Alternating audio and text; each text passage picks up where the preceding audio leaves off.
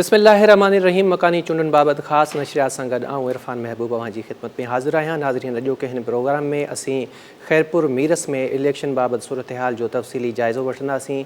चवण लाइ त बज़ाते ख़ुदि ख़ैरपुर मीरस पाकिस्तान पीपल्स पार्टी जो गढ़ आहे।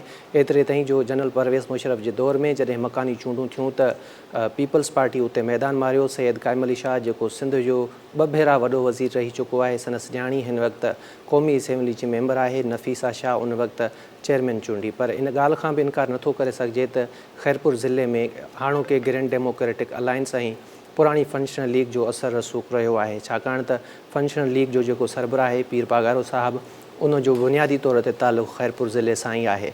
2015 में पाकिस्तान पीपल्स पार्टी मकानी चूंडनि जे नतीजे में मक़ामी हुकूमत ठाही। पाकिस्तान पीपल्स पार्टी अवाम खे छा ॾिनो, या हाणे जेका चूंडूं थियण पियूं वञनि अवाम उन बाबति छा थो चए, इन में असांजे रिपोर्टर शबीर फलियो अमरवासिन सां ॻाल्हायो आहे। उन्हनि जो मौक़ुफ़ ॿुधंदासीं। उन खां पोइ असां ख़ैरपुर ज़िले जी जेका तफ़सीली सूरत हाल आहे उन ॾांहुं वधंदासीं। सो अचो त सभ खां पहिरियां ख़ैरपुर वासियुनि जा वीचार ॿुधूं त उन्हनि जो इलेक्शन बाबति छा चवणु। कमु कारा थींदा हुआ। हितां जा जेके चेयरमैन आहिनि, वाइस चेयरमैन आहिनि, जेको CMO आहे, उन्हनि जा पंहिंजा ई पेट एॾा वॾा आहिनि, सियासी भोतारनि जा एॾा पेट वॾा आहिनि जो उन्हनि जा पूरा ई कोन था थियनि। जेका महाना बजट आहे उहा ई अवाम ते कोन थी ख़र्च थिए थी। तव्हां ॿाहिरि निकिरी ॾिसो त तव्हांखे गंद जा ढेर नज़र ईंदा। जेके साफ़ पाणी, जेको पीअण जे पाणीअ जे लाइ जेका लखे करोड़े अरबे रुपयनि जी बजट अचे थी, उहा ई ख़र्च कोन थी थिए पई। उहो ॾिसंदो त तव्हां उन्हनि में पाइपनि में गंदो बदबूदार पाणी ईंदो, किथे ख़र्च थी थिए। जेका बजट अचे थी सियासी बोतारनि जे अकाउंट में हली थी वञे। आम माण्हू जेको आहे परेशान आहे, रड़ियूं कंदो रहिजी थो वञे पियो। मूंखे त सियासी बोतारनि में का उमेद कोन्हे का। बाक़ी असांजी कोशिशि इहा ई आहे। मां ॾिसां थी त हिन महिल अवाम में जज़्बो आहे, बाशऊर आहिनि, उहे कोशिशि कनि था त हाणे जेको आहे सो वोट हू पंहिंजी मर्ज़ीअ सां ॾियनि। ऐं इहा हिकिड़ी सुठी सोच आहे त आम माण्हू हाणे ग़लति ऐं सही जो जेको आहे सो फ़ैसिलो करण जी कोशिशि करे रहियो आहे। बाक़ी हिते जेका इजारादारी आहे उहा सियासी भोतारनि जी आहे। उहा कोशिशि कनि था त जेको आम माण्हू उथियो आहे, जेको मोतबर आहे, शरीफ़ आहे, जेको वोट जे लाइक़ु आहे, उहो उनखे उथणु नथा ॾियनि पिया। असां वटि मेन जेको असांजो बुनियादी हक़ आहे पाणी आहे, मिठो पाणी। मिठे पाणीअ जे लाइ केतिरियूं स्कीमूं गवर्नमेंट जेके मथां करोड़े रुपयनि जा जेके फंड्स अचनि था पिया, त पर अॼु ॾींहं ताईं हिन वक़्त ताईं बि ख़ैरपुर जा माण्हू मिठे पाणी जे लाइ सिकनि था पिया। ॾिसो था हर रोड ते रस्ते ते उहो मिठो, त उहे हिकु दफ़ो जे खटे विया आहिनि त वरी ॿीहर उन इलाइक़े में उन पंहिंजे वार्ड में उहे लड़नि ई कान था पिया। हाणे असली ॾिठो वञे त हिननि जे मथां जेको मॉनिटरिंग सिस्टम आहे उहो तमामु वीक आहे। ऐं ॾिसो सियासी माण्हू आहिनि न, उन्हनि जे ख़िलाफ़ु कंहिं बि क़िस्म जी कार्रवाई कोन थी थिए। उहे माण्हू जॾहिं खटे अचनि था पंहिंजा पैसा उहे जेको कमाइण जे कॾहिं था लॻनि, हुनजो अवाम सां छा वञे। अवाम सां उन्हनि जो को बि सहोकार कोन्हे। अवाम जी का बि ख़िदमत नथा कनि, सिर्फ़ु पंहिंजे धंधे जे लाइ अवाम खे हरू भरू परेशान कयो थो वञे। वोट वठी उन्हनि खे नारा हणाए, कूड़ा उन्हनि खे दिलासा ॾेई त तव्हांखे असां हे स्कीमूं ॾींदासीं। केरु कंहिंजो न आहे, सिर्फ़ु इहो पंहिंजे पेट पूजा जे लाइ सॼो कुझु कनि था पिया। ऐं अवाम खे को त जंहिंखे पाण जमहूरियत चऊं था न, जमहूरियत जो स्टार्ट जेको आहे उहो बल्दियाती इलेक्शन आहे। ऐं हाणे तव्हां 4 साल ॾिठो जेको पोयों निज़ाम रहियो, उनजे मथां तमामु घणो जेको कंट्रोल आहे न, उहो सुभाई आहे जेको न हुअणु खपे। जेके लोकल असांजा काउंसलर आहिनि या जेके यूनियन काउंसिल जा चेयरमैन्स आहिनि, उन्हनि खे बाख़्तियार करणु खपे। ऐं माण्हुनि खे बि खपे त पार्टियुनि खां बालातर थी करे, छो त इहे जेके लोकल तव्हां काउंसलर चूंडींदा आहियो उहो तव्हां पंहिंजी बरादरी ऐं पाड़े जे हिसाब सां चूंडींदा आहियो। त तव्हां उहो जेको मुंतख़ब पंहिंजो नुमाइंदो करे रहिया आहियो, जेको सुभाणे नंढा छोटा जेके तव्हांजा फ़ैसिला हूंदा आहिनि या छोटा छोटा जेके प्रॉब्लम पाड़े जा हूंदा आहिनि, त जेको इंसाफ़ करण वारो माण्हू, जेको ठीकु माण्हू तव्हांखे पाड़े जो सुठे किरदार वारो माण्हू नज़र अचे, तव्हांखे उन खे मुंतख़ब करणु खपे जेको तव्हांजा पाड़े जा मसइला हल करे। किथों सफ़ाई थींदी जॾहिं तव्हां वटि बजट ई कोन हूंदी, तव्हां उहा बजट सॼी जेको आहे पंहिंजे पेट में विझंदव, त हिते जेको आहे लोकल अवाम खे कहिड़ो फ़ाइदो मिलंदो? कोई फ़ाइदो कोन मिलंदो। हिते पाणीअ जी तव्हांखे ख़बर आहे खोट आहे। उहे बि जेको आहे हिते गंदो माण्हू पाणी पीअण जे लाइ जेको आहे सो उहो बि नथो हिते माण्हुनि खे मिले। जेको आहे सो न सफ़ाई थी थिए। नालियुनि जो तव्हां हाणे रोडनि ते वञो त तव्हां पाणी जेको आहे सरेआम जेको आहे हुते बीठो आहे। निमाज़ी माण्हू जेके आहिनि सो उहे वञी कोन था सघनि। हीअ बलदियाती जेको निज़ाम आहे इहो आहे असल में जमहूरियत इन खे ई चइबो आहे। बुनियादी तौर ते माण्हूअ खे जेको नंढो काउंसलर आहे उहे पंहिंजा मसइला खणी आला ऐवाननि ताईं पहुचाए थो पियो। हिकिड़े महले जो माण्हू चूंडे करे उहो काउंसिल में जेको मोकिलियूं था ते जेको आहे उन महले जा मसला उते वञी बयानु करे थो, पर हीउ सॼो जो इदारो जेको आहे उहो करप्ट आहे। जी नाज़रीन, ख़ैरपुर वासियुनि जा अव्हां वीचार ॿुधा कि मुकमिल तौर ते मायूस त के मुतमिन नज़र अची रहिया आहिनि। ख़ैरपुर ज़िले में मकानी चूंडनि बाबति जेका सूरत हाल आहे उन ते जेकॾहिं ॻाल्हाइजे त ख़ैरपुर ज़िले में टोटल 3 म्यूनसिपल कमेटीज़ आहिनि। हिकिड़ी ख़ैरपुर में आहे, ॿी पीरगोठ में ऐं 3 गंबठ में। टिनी म्यूनसिपल कमेटी मां जेका हिकिड़ी म्यूनसिपल कमेटी आहे ख़ैरपुर, उन ते पाकिस्तान पीपल्स पार्टी गुज़िरियल भेरे मैदान मारियो हो। हिन भेरे छा सूरत हाल बीहंदी उन ते बि ॻाल्हाईंदासीं। बाक़ी जेके 2 म्यूनसिपल कमेटीज़ बचनि थियूं, गंबठ ऐं पीरगोठ, से बदस्तूर फंक्शनल लीग वटि आहिनि। ख़ैरपुर जी म्यूनसिपल कमेटी ते असां ॻाल्हाईंदासीं त हिन भेरे उते छा सिचुएशन आहे। टोटल उन में 29 वार्ड आहिनि। कहिड़ा कहिड़ा जेके रिवायती हरीफ़ आहिनि उहे पाकिस्तान पीपल्स पार्टी खे टफ टाइम ॾेई सघनि था, या अमरियती दौर खां वठी हेल ताईं ख़ैरपुर मीरस ते पाकिस्तान पीपल्स पार्टी जी हुकुमरानी रही आहे। त हिन भेरे चूंडुनि में कहिड़ी तब्दीली ईंदी, किथे किथे पीपल्स पार्टी खे अपसेट या टफ टाइम मिलण जो ख़दशो आहे। इन समूरी सूरत हाल ते असां ॻाल्हि ॿोल कंदासीं। ख़ैरपुर खां धरती टीवी जो रिपोर्टर शबीर फालियो असां सां लाइन ते मौजूदु आहे। शबीर, ॿुधाइजो त ख़ैरपुर म्यूनसिपल कमेटी जे 29 वार्डुनि ते कहिड़ियूं कहिड़ियूं जमायतूं हिसो वठी रहियूं आहिनि? जी बिल्कुल, ख़ैरपुर जेको आहे 29 वार्ड आहिनि उनमें जेको आहे मुख़्तलिफ़ जमायतूं जेके आहिनि, जंहिंमें पीटी आहे ऐं जीडीए जेको आहे उहे मुक़ाबिलो करे रहिया आहिनि, ऐं पीपल्स पार्टी ऐं आज़ाद उमेदवार जेके आहिनि उहे जेको आहे मुक़ाबिलो करे रहिया आहिनि। ऐं जेयू आहे वारा जेको आहे उन्हनि पीपल्स पार्टीअ सां इलाहाद कयो आहे। इलाही जॻह ते कुझु जॻहियुनि ते जेको आहे उन्हनि पंहिंजा उमेदवार बीहारिया आहिनि। हिन वक़्तु जेको मुक़ाबिलो आहे यानी पीपल्स पार्टीअ सां, उहो पीपल्स पार्टीअ सां 14 ऐं 15 ऐं 16 वार्ड ते जेको आहे मुक़ाबिलो आहे। उहो इन जे करे उनजो मुक़ाबिलो आहे त उते पीपल्स पार्टीअ जो पीपल्स पार्टीअ जे मुक़ाबले में पंहिंजो उमेदवार आज़ाद उमेदवार बीठो आहे। ऐं उन खां अलावा जेको आहे वार्ड नंबर जेको आहे 17 ते जेको आहे उते बि सख़्तु मुक़ाबिलो आहे। उते बि जेको आहे पीपल्स पार्टी जो उमेदवार आहे ऐं पीपल्स पार्टीअ जे मुक़ाबले में जेको आज़ाद उमेदवार आहे जेको पीपल्स पार्टीअ सां ई आहे। ऐं तव्हांखे ॿुधाईंदो वार्ड नंबर 8 ते जेको पीपल्स पार्टीअ जो यारमो कोटरो उमेदवार बीठो, उनजे जेको आहे मुक़ाबले में जेको आहे टे जो जेको आहे उमेदवार बीठो, उहो उनजे हक़ में हथु खणी वियो आहे। त इन जे करे उनजी जेको आहे पोज़ीशन मज़बूत आहे। ऐं वार्ड नंबर 4 ते जेको उमेदवार आहे उनजी बि पोज़ीशन मज़बूत आहे। उते बि पीपल्स पार्टीअ जो उमेदवार ऐं पीपल्स पार्टी जो उमेदवार हिक ॿिए जो जेको हथु खणी वियो आहे। हिन वक़्तु जेको मुक़ाबिलो आहे हिते उहो जीडी ऐं पीपल्स पार्टीअ जो मुक़ाबिलो आहे। ऐं उहो वार्ड नंबर 26, 27 ऐं 25 वार्ड नंबर जो सख़्तु मुक़ाबिलो आहे। शबीर, ॿुधाइजो त टोटल 29 वार्ड आहिनि जंहिं ते पाकिस्तान पीपल्स पार्टी जा उमेदवार आहिनि, जॾहिं त ग्रैंड डेमोक्रेटिक अलायंस जा टोटल 18 उमेदवार आहिनि। त इहो मुक़ाबिलो कीअं थींदो? हिकिड़े पासे 29 उमेदवार आहिनि ऐं ॿिए पासे 18 उमेदवार आहिनि, त इनखे मुक़ाबिलो कीअं चई सघिजे थो? जी बिल्कुल, जी तव्हांखे ॿुधाईंदा हलियासीं त पीटीआई ऐं जेको आहे डेमोक्रेटिक अलायंस जीडीए उन्हनि पाण में इतिहाद कयो आहे। ऐं जीडीए जा बि जेके उमेदवार हुआ उहे 29 वार्डनि ते उन्हनि जा उमेदवार बीठल हुआ ऐं पीटीआई जा 29 वार्डनि ते बीठल आहे। हिननि जे इतिहाद जे करे हुननि पंहिंजूं सीटूं घटायूं आहिनि। छो अॻे दफ़े तव्हांखे ख़बर हूंदी त पीपल्स पार्टी हिते स्वीप कयो हिकु ॿिनि सीटुनि खे छॾे। हिन वक़्तु जेको आहे जीडीए ऐं प्लस में पीटीआई हिननि खे टफ टाइम ॾियण जे लाइ ऐं पाण में इतिहाद कयो आहे। इलाही जॻह ते सीट एडजस्टमेंट करे ऐं हिननि सां मुक़ाबले करण जे लाइ जेको आहे किथे जीडीआई उमेदवार पंहिंजो उमेदवार खां हथु खणायो आहे, किथे पीपल्स हुन जेको आहे पीटीआई पंहिंजे उमेदवार खे हथु खणायो आहे। ऐं तव्हांखे ॿुधो त वफ़ाक़ी हुकूमत में जीअं हिन जो इतिहाद थियो आहे जेयू आहे से जो ऐं नून लीग जो ऐं पीपल्स पार्टीअ जो, त इन जी वजह सां पीटीआई जीडीए सां इतिहाद कयो आहे। ऐं जेको आहे जेयू आहे जेको आहे पीपल्स पार्टीअ सां इलाही जॻहियुनि ते इतिहाद करे ऐं हुननि जेको आहे उमेदवारनि जी हथ में जेको आहे हथ में हथ बि खयो आहे। ऐं उन सां जेको आहे हुन सां इतिहाद में बीठी आहे। हिन वक़्तु जेको आहे जीडीए ऐं पीटीआई मिली करे पीपल्स पार्टी सां में मुक़ाबिलो करे रही आहे। ऐं तव्हांखे ॿुधाईंदो त पीटीआई तेज़ा जेको आहे अॻी बलदियाती इलेक्शन हुजे या उन खां अॻु में थी हुजे त पीटीआई जो हिते उमेदवार न बीहण जे बराबरि हूंदो, पर न बीहंदा हुआ।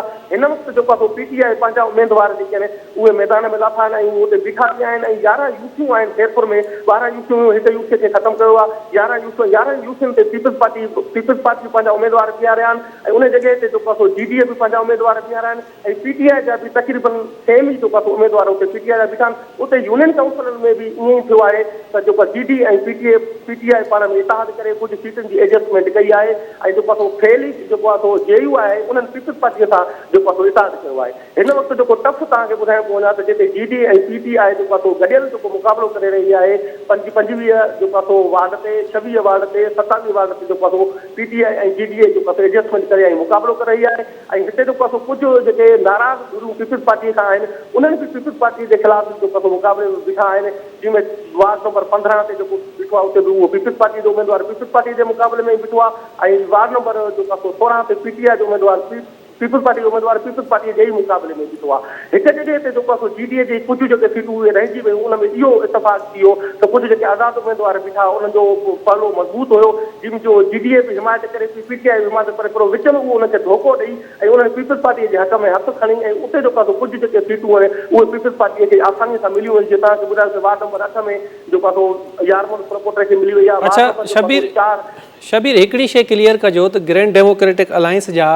29 वार्डनि मंझां 18 वार्डनि ते उम्मीदवार आहिनि जॾहिं त पाकिस्तान तहरीक इंसाफ़ जा 16 उम्मीदवार आहिनि त इहो इतिहाद सम्झ कोन पियो अचे त ग्रैंड डेमोक्रेटिक अलायंस ऐं पाकिस्तान तहरीक इंसाफ़ हिक ॿिए जा इतिहादी आहिनि हिकिड़ी जमायत जा 16 उम्मीदवार 29 वार्डनि मां 16 उम्मीदवार मैदान ते लथल आहिनि जॾहिं त ग्रैंड डेमोक्रेटिक अलायंस जा 18 जेको आहे सो मैदान ते लथा आहिनि त इहो कीअं इतिहाद आहे इहा सम्झ कान पई अचे कन्फ्यूज़ड इतिहाद आहे हिकिड़े क़िस्म जो इनखे थोरो क्लियर कजो। जी बिल्कुलु त पीटीआई जा जेके उमेदवार नवां बीठा आहिनि उहे नौजवान माण्हू आहिनि ऐं जेको आहे उन्हनि जो पहिरियों दफ़ो उहो जेको आहे इलेक्शन विड़ी रहिया आहिनि ऐं जीडीए जा जेके उमेदवार आहिनि उहे काफ़ी टाइम खां वठी इलेक्शन विढ़ंदा ईंदा हुआ आहिनि त जिते हुननि जो इतिहाद ठहे पियो जिते उहो सम्झनि पिया त असांजी बि अक्सरियत घणी आहे ऐं पीटीआई सम्झे थी त असां बि खटेयूं था त असांजी बि अक्सरियत घणी आहे उते उन्हनि जा उमेदवार ॿई बेजी आहिनि इन जे करे जेको आहे सीटूं जेके हेॾे होॾे थी वियूं आहिनि। बाक़ी कुझु जॻहियुनि ते जिते उहो मज़बूत उमेदवार आहे जीडीए जो त उतां पीटीआई हथु खणी वई आहे जिते जेको आहे मज़बूत उमेदवार पीटीआई जो आहे उतां जेको आहे जीडीए हथु खणी वई आहे। बाक़ी कुझु जॻहियुनि ते जेके गॾियल उमेदवार बीठा आहिनि छाजे करे उते इन जे करे इहे गॾियल उमेदवार बीठा आहिनि त उते आज़ाद उमेदवार बि काफ़ी बीठा आहिनि आज़ाद उमेदवार बीहण जे करे ऐं त हिननि हथु नाहे कयो जीडीए ऐं पीटीआई ॿई उते हुननि जो मुक़ाबिलो करे रहिया आहिनि त जीअं पीपल्स पार्टीअ खे टफ टाइम ॾेई सघे। अच्छा शबीर आज़ाद उमेदवार आहिनि हुननि खे तव्हांखे विच में ॿुधाईंदो वञां त आज़ाद उमेदवार जेके हुया जितां जीडीए पंहिंजा उमेदवार न बीहारिया जीअं तव्हांखे मां ॿुधायो त वार्ड नंबर 8 ते जीडीए पंहिंजो उमेदवार न बीहारियो छो जो हुनखे इहा ख़बर हुई त जेयूआई वारनि जो उते उमेदवार बीठो आहे ऐं उहो मज़बूत उमेदवार हुआ उहो पीपल्स पार्टीअ खां खटे हूंदो इन जे करे हुननि पंहिंजो उमेदवार उते न बीहारियो उन्हनि जी हिकिड़ी सीट जेको आहे उतां घटिजी वई ऐं ईअं ई थियो त जेको जेयूआई थे हुननि जे हथ में जेको आहे हक़ में हथु खणी वई पीपल्स पार्टी थी वई अहिड़ी जॻहियुनि ते जेको आहे कुझु कंफ्यूजन थियो त इन जे करे जीडीए ऐं पीटीआई वारनि जेको आहे पंहिंजा उमेदवार बीहारिया छाजे करे त उन आज़ाद उमेदवार खे मौक़ो न मिली सघे जेको बि आज़ाद उमेदवार बीहे थो उनखे पीपल्स पार्टी बीहारे थी वञे शेरपुर में। अच्छा शबीर इहो ॿुधाइजो टोटल आज़ाद उम्मीदवार केतिरा हुया जिन फार्म भरायो ऐं हाणे हिन वक़्तु मैदान में केतिरा शामिल आहिनि? जी बिल्कुलु आज़ाद उमेदवार जेको 60 खां मथे आज़ाद उमेदवार हुया जंहिं फार्म भरायो 29 वार्ड खेरपुर में हिन वक़्तु जेके आज़ाद उमेदवार वञी बचा उहे तक़रीबन जेको आहे 8 खां 9 आज़ाद उमेदवार जेके बचा बाक़ी सभिनी खां जेके पीपल्स पार्टी जो पंहिंजो हक़ खणाए छॾियो आहे बाक़ी जीडीए ऐं पीटीआई जेको आहे मिली करे ऐं पीपल्स पार्टी जो मुक़ाबिलो। अच्छा इहे 8 खां 9 जीअं तव्हां ॿुधायो त आज़ाद उम्मीदवार आहिनि त इहे कंहिंजे वोट बैंक खे धकु रसाए सघनि था टिनी वॾियुनि जमायतुनि मां? जी जेके बि आज़ाद उमेदवार हिते बीठा आहिनि मैदान में जेके हिन वक़्तु मौजूदु आहिनि इन्हनि जॻहियुनि ते आज़ाद उमेदवार मौजूदु आहिनि इन ई जॻह ते जेको आहे वार्ड नंबर 4 ते 5 वार्ड नंबर 8 ते बि आज़ाद उमेदवार मौजूदु आहे ऐं ईअं वार्ड नंबर जेको आहे 17 ते बि आज़ाद उमेदवार मौजूदु आहे ऐं 15 16 ते बि आज़ाद उमेदवार मौजूदु आहे। इहे जेके आज़ाद उमेदवार आहिनि इहे सिर्फ़ु पीपल्स पार्टीअ खे ई जेको आहे नुक़सानु पहुचाए सघनि था उनजे वोट बैंक ते नुक़सानु पहुचाए सघनि था। बाक़ी जेके आहिनि जेके आज़ाद उमेदवार जेके बि हिते मौजूदु आहिनि 8 खां 10 जेके आज़ाद उमेदवार बीठा आहिनि उहे सिर्फ़ु पीपल्स पार्टीअ खे ई नुक़सानु पहुचाए सघनि छो जो इहे नाराज़ पीपल्स पार्टीअ जा ई आज़ाद उमेदवार बीठल आहिनि। अच्छा शबीर इहा शइ बि क्लियर कजो त 2015 में जॾहिं मकानी चूंडूं थियूं ऐं पीपल्स पार्टी म्यूनिसिपल कमेटीअ ते पंहिंजी हुकूमत ठाही त उन नतीजे तौरु फंक्शनल मुस्लिम लीग जेका रिवायती हरीफ़ आहे पाकिस्तान पीपल्स पार्टी जी उन्हनि जे हिसे में घणा वार्ड आया ऐं हिन भेरे तव्हां छा था सम्झो त उन्हनि वार्डनि जो तादादु घटि या वधि थी सघे थो? जी बिल्कुलु पहिरियों त जेको आहे फंक्शनल लीग मुस्लिम लीग जेको आहे 29 वार्डनि सां मुक़ाबिलो कयो त उन्हनि जे हक़ में जेको आहे 2-3 वार्ड अची सघिया हुया। हिन वक़्तु जेको आहे फे लीग जेको आहे ऐं उन सां फंक्शनल लीग ऐं पीटीआई जेको आहे गॾियल इतिहाद कयो आहे त इन में हो चवनि था त असांखे जेको आहे सब्सिडी मिली वेंदी ऐं कुझु जेको आहे असां सीटूं वधीक उन्हनि खां वधीक कढी सघंदा। पर तव्हां ॿुधंदा हलूं त हिते खेरपुर जेको डिस्ट्रिक्ट आहे हिते अॻो सीएम काइम अली शाह 3 दफ़ा वज़ीर आला थी चुको आहे ऐं जेको आहे एमएलए नफ़ीसा शाह हिते मौजूदु आहे ऐं पीपल्स पार्टी जो खेरपुर गढ़ आहे। हिन जॻह खेरपुर 29 वार्डनि ते हिन वक़्तु जेके आज़ाद उमेदवार बीठा आहिनि या पीटीआई वारा बीठा आहिनि या जीडीए वारा हिन वक़्तु इन खां अॻु में कॾहिं जेको आहे उन्हनि में एतिरो उहे न थी सघिया न हुया ऐं अवाम में जेको शऊर आहे ऐं जेको नाराज़गी आहे उहा बि हिन वक़्तु जेको आहे वधीक ज़ाहिर थी आहे। अच्छा शबीर ॿुधाईंदो त जीअं खेरपुर जी जेको आहे थेरी 1 आहे ऐं जेको आहे थेरी 2 टाउन कमेटियूं आहिनि खैरपुर जूं ऐं जेको आहे 3 टाउन कमेटियूं उन्हनि जी ॿ आहे उते बि ईअं तव्हांखे ॿुधायो आहे त थेरी 1 में जेको आहे उते चयो आहे पे ऐं जेको आहे पीपल्स पार्टी जो मुक़ाबिलो थी रहियो आहे ऐं PTI जो उते मुक़ाबिलो थी रहियो आहे ऐं वार्ड नंबर जेको आहे 2 थेरी जेको आहे टाउन कमेटी उते PTI जा उमेदवार मौजूदु आहिनि जेके इलेक्शन लड़नि था ऐं उन्हनि खे सब्सिडी हासिलु थियण जो अंदेशो आहे ॿ जेको वार्ड ते आहे उते सिर्फ़ु आज़ादु उमेदवार ऐं PTI ऐं जेको आहे हुनजो पीपल्स पार्टी जो मुक़ाबिलो आहे ॿ में जेके वार्ड आहिनि 5 वार्डनि ते जेको आहे PTI ऐं वार्ड जेको आहे पीपल्स पार्टी मुक़ाबले में आहे ऐं आज़ादु उमेदवार मुक़ाबले में आहे इन जे करे हिन वक़्तु जेको आहे खैरपुर में जेको आहे पीपल्स पार्टीअ खे PTI जेको आहे काफ़ी हद ताईं जेको आहे घेरे वरितो आहे।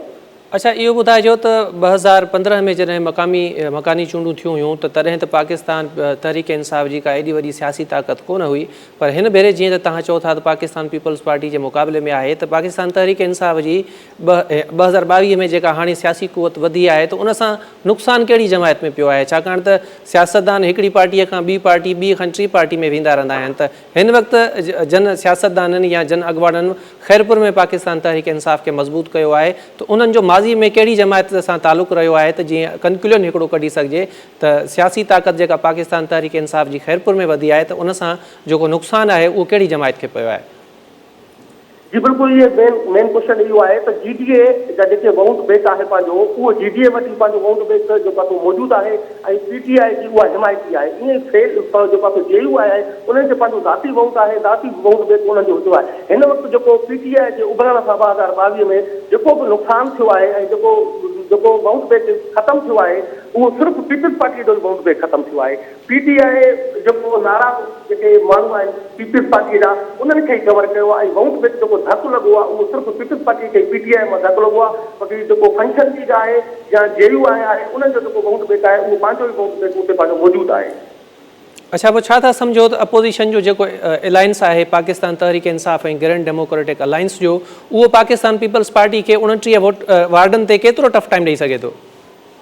जी बिल्कुलु, उन्हनि खे टफ टाइम ॾेई सघे थो। हिन वक़्तु बि उन्हनि खे टफ टाइम ॾिनो अथई ऐं इन जे करे ई जेको आहे कुझु उन्हनि खे पीपल्स पार्टी जा पंहिंजा बि आज़ादु उमेदवार बीठा आहिनि, उन्हनि मां बि पीपल्स पार्टी जे वाउंड बेक खे जेको आहे नुक़सानु थी चुको आहे। हिन वक़्तु इहो आहे त जिते हर जेको आहे वार्ड जेको बि वार्ड आहे पीपल्स पार्टी जो उते जेको आहे GDA ऐं PTI उन सां गॾे करे मुक़ाबिलो करे सघे थी। पहिरियों ईअं हूंदो त पीपल्स पार्टी जो सां मुक़ाबिलो न थी सघंदो ऐं काफ़ी वाउंडनि जो जेको आहे फ़र्क़ु पइजी वेंदो, 3 हज़ारनि जो 2,000 खां मथे जो वाउंड पवंदो। हिन वक़्तु जेको हर वार्ड ते जीअं मुक़ाबिलो थी रहियो आहे त जे पीपल्स पार्टी जे सब्सिडी हासिल बि कंदी त उहा 100 वाउंड ते 50 वाउंड ते या 10 वाउंडनि जे बराबरि ते सब्सिडी हासिल कंदी। अच्छा, पोइ जीअं सिंगरी जे वठूं असां पीरकोट खे त पीरकोट में जेको आहे GDA जो उमेदवार ऐं पीपल्स पार्टी जो उमेदवार पीरकोट ते बि ॻाल्हाईंदासीं। पहिरियां खैरपुर जी म्यूनिसिपैलिटी खे क्लियर करे वठूं त 29 जेके वार्ड आहिनि तव्हांखे छा थो महसूसु थिए? तव्हां फील्ड रिपोर्टर आहियो तव्हांजा, त 29 वार्डनि मां जेको अपोज़िशन जो इतिहाद आहे PTI पाकिस्तान तहरीक इंसाफ़ ऐं ग्रैंड डेमोक्रेटिक अलायंस जो, त उन्हनि जे हिसे में 29 वार्डनि मां केतिरा वार्ड अची सघनि था?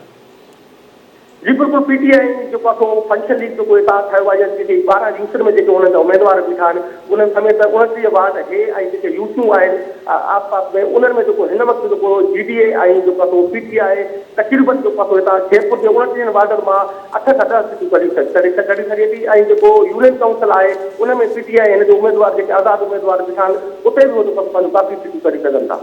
अच्छा, हिन जो मतिलबु आहे त खैरपुर म्यूनिसिपल कमेटीअ ते हिन भेरे बि पाकिस्तान तहरीक इंसाफ़ जी कामयाबी जा चिटा इम्कान आहिनि। अच्छा, हिकिड़ी शइ इहा बि क्लियर कयो त खैरपुर में कोमपरस जमायतुनि जी छा सूरत हाल आहे? मक़ामी जेके चूंडूं थियण वञनि पियूं उन्हनि में उन्हनि जो को कैंडिडेट हिसो वठे पियो? जी बिल्कुलु, कोमपरस्त जमायत जो हिकिड़ो जेको आहे उहो उमेदवार जेको हिसो वठी रहियो आहे ऐं उन खां अलावा कोमपरस्त जमायतुनि जी तव्हां सां ॻाल्हि कंदा हलूं त कोमपरस्त जमायतुनि ऐं उन सां PTI ऐं प्लस में GDA जेके बि जेके आज़ादु उमेदवार आहिनि उन्हनि जी जेकी जेको कुर्बतूं आहिनि उहे PTI सां ऐं GDA सां आहिनि ऐं उन खां अलावा जेके हिते कोमपरस्त जमायतूं आहिनि उहे बि GDA खे ऐं PTI खे हिमायत करे रहियूं ऐं पीपल्स पार्टीअ जे मुक़ाबले।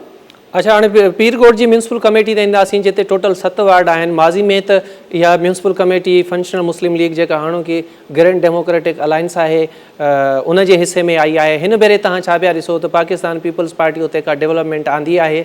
7 वार्डनि मां केतिरनि वार्डनि ते कामयाबी जा इम्कान आहिनि?